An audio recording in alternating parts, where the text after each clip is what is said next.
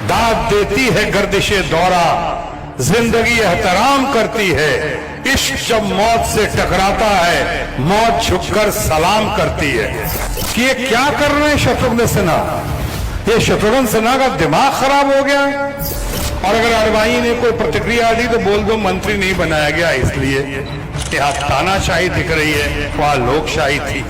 अरे अगर सच कहना बगावत है तो समझो हम भी बागी हैं कि व्यक्ति से बड़ा पार्टी होता है और पार्टी से बड़ा देश होता है। अगर ये पार्टी का फैसला होता तो मुझे नहीं मालूम, कम से कम आडवाणी जी को तो मालूम होता।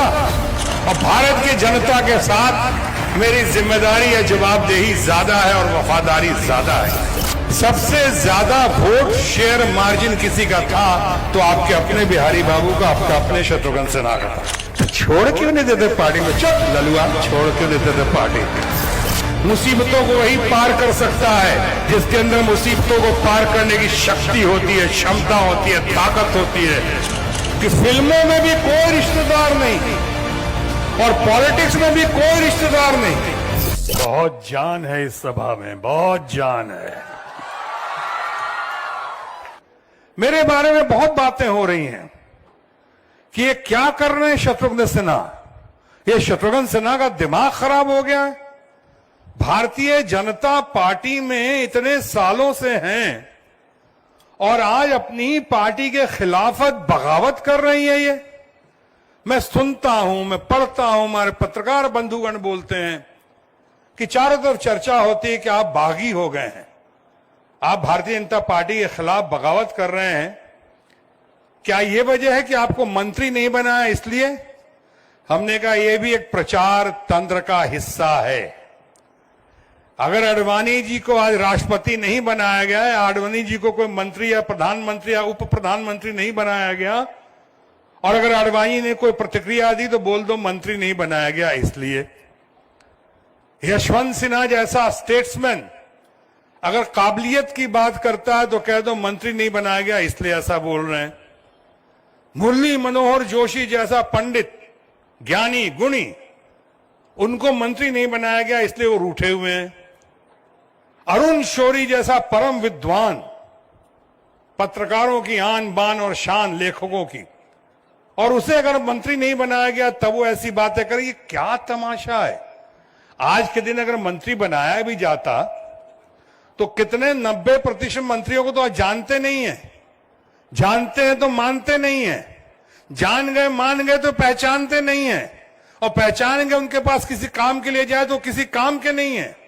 आज आपसे ही पूछा जाए, किसी बच्चे से पूछा जाए कि खड़े होकर 5 मंत्री का नाम बताओ, कैबिनेट मंत्री का, तो पहला नाम ले लेंगे वो प्रधानमंत्री का जिनके बारे में नहीं पूछा गया, दूसरा नाम ले लेंगे अमित शाह जी का जो मंत्री नहीं है, वो प्रेसिडेंट है पार्टी के, और तीसरे में ऊ हो जाएगा, ABC। किसी को पहचान, किसी को सारा काम तो पीएमओ से होता, पीएमओ से। मुझसे लोग पूछते थे, हमारे सामने यशवंत भाई से पूछा गया कि अटल जी की सरकार में भारत के भूतपूर्व और अभूतपूर्व प्रधानमंत्री अटल बिहारी वाजपेयी जी, जिन्हें हम श्रद्धा के सुमन अर्पित करते हैं, उनकी सरकार में और इस सरकार में क्या अंतर है? तो यशवंत भाई ने जवाब दिया, वही अंतर है जो लोकशाही में है, लोकशाही में और तानाशाही में होती है। यहां तानाशाही दिख रही है, वहां लोकशाही थी। फर्क है, बहुत फर्क है। मुझे लोग कहते हैं आप बगावत कर रहे हैं। अरे अगर सच कहना बगावत है तो समझो हम भी बागी हैं। सच कहना बगावत है? आप खुद सोचिए कि हम सब इस बात को जानते हैं और मानते हैं कि व्यक्ति से बड़ा पार्टी होता है और पार्टी से बड़ा देश होता है। देश से बड़ा कुछ भी नहीं। अभी संजय सिंह जी वही जोर दे रहे थे कि देश रहेगा ही नहीं, क्या बांटेंगे और क्या करेंगे हम? देश से बड़ा कुछ नहीं। तो अगर आप देश हित में बात कर रहे हैं, इसका माने जाहिर है कि आप पार्टी के हित में भी बात कर रहे हैं, पार्टी को फीडबैक दे रहे हैं, पार्टी को आईना दिखा रहे हैं।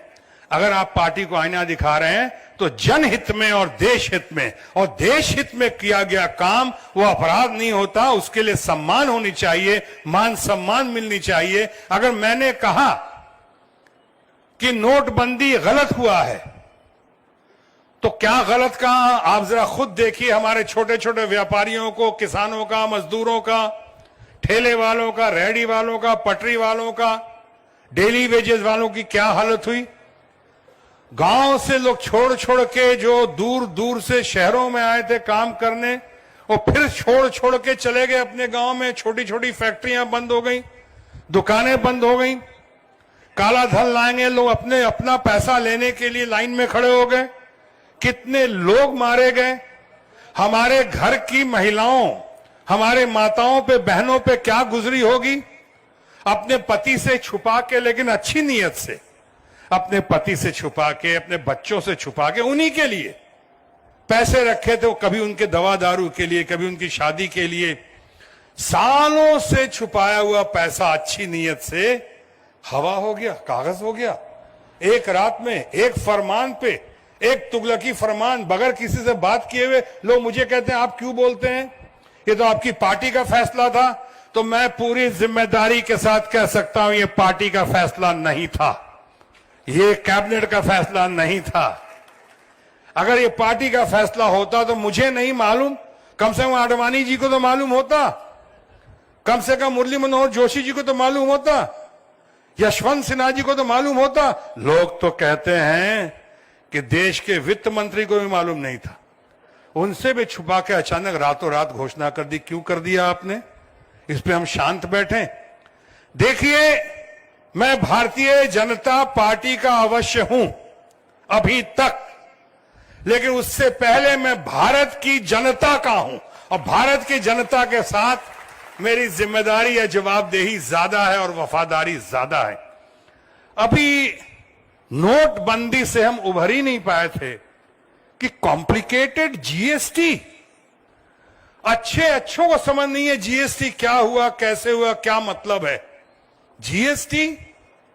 यानी कि वन नेशन वन टैक्स की बात हुई थी, जीएसटी लागू किया गया और मैं भी बैठा था रात के 12 बजे, लगा कि शायद देश में दूसरी आजादी आ गई हो। वन नेशन वन टैक्स, आज जीएसटी पे वन नेशन 36 टैक्स आ चुके हैं, और 36 टैक्स से भी ज्यादा आपको शायद पता नहीं हो, साल में 365 दिन होते हैं। इस जीएसटी में 357 अमेंडमेंट्स हो चुके हैं, यानी अभी 365 भी हो जाएंगे, इतने अमेंडमेंट्स हुए हैं। डिजिटल इंडिया, अरे अच्छों को पहले ट्रेनिंग दी नहीं है, काउंसलिंग दी नहीं है, समझ में आता नहीं है, और उसके बाद आप कह रहे डिजिटल इंडिया, जीएसटी। ये जीएसटी का ड्रामा, अगर आप शांत कैसे बैठे?